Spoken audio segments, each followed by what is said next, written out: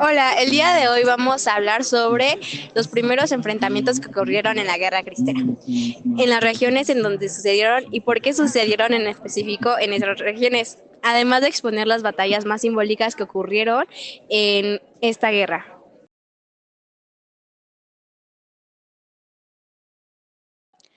¿Sabías que la guerra cristera no empezó en todo el país al mismo tiempo, sino en puntos estratégicos que desafiaron al gobierno?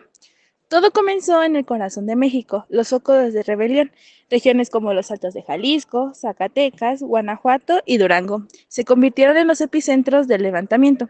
No fue casualidad. Estos lugares tenían una fe católica inquebrantable y una organización comunitaria que el gobierno de Calles no pudo controlar.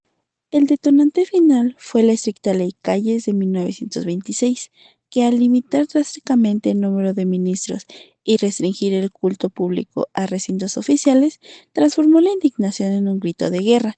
Así, lo que empezó como una resistencia civil se convirtió en un conflicto armado que marcaría la historia de México.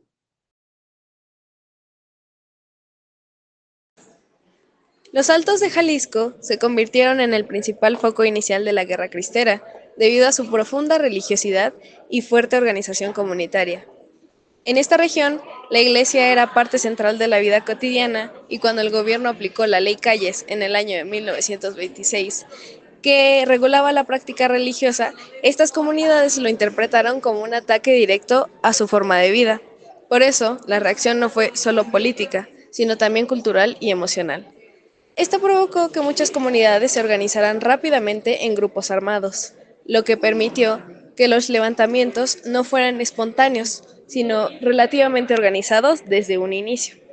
Uno de los primeros levantamientos ocurrió en Huejuquilla el Alto en 1926, donde los rebeldes tomaron el control del pueblo y se enfrentaron al ejército federal. Posteriormente, hubo otro enfrentamiento en San Julián, donde los cristeros lograron una victoria importante, lo que fortaleció el movimiento. Además, las condiciones rurales y el difícil acceso de la región favorecieron la resistencia. Por estas razones, Jalisco se convirtió en el núcleo desde donde se organizó y expandió la rebelión cristera.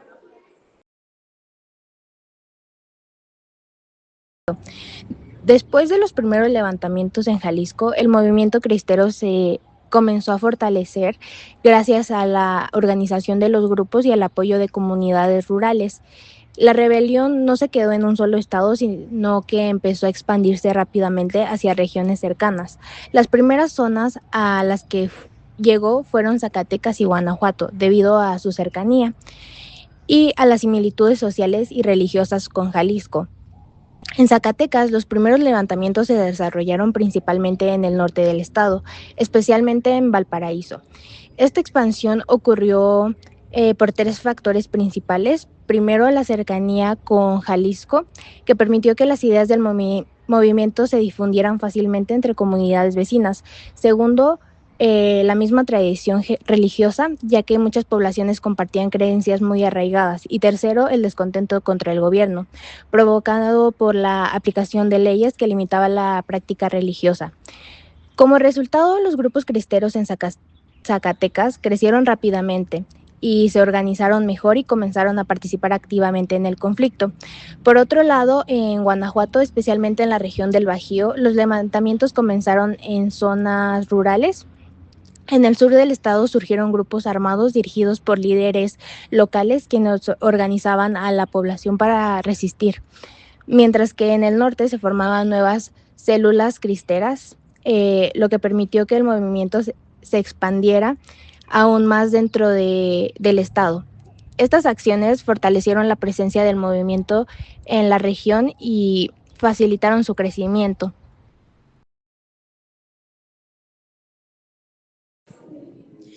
Finalmente, en Durango, los primeros levantamientos también estallaron en 1926, casi al mismo tiempo que en Jalisco y Zacatecas.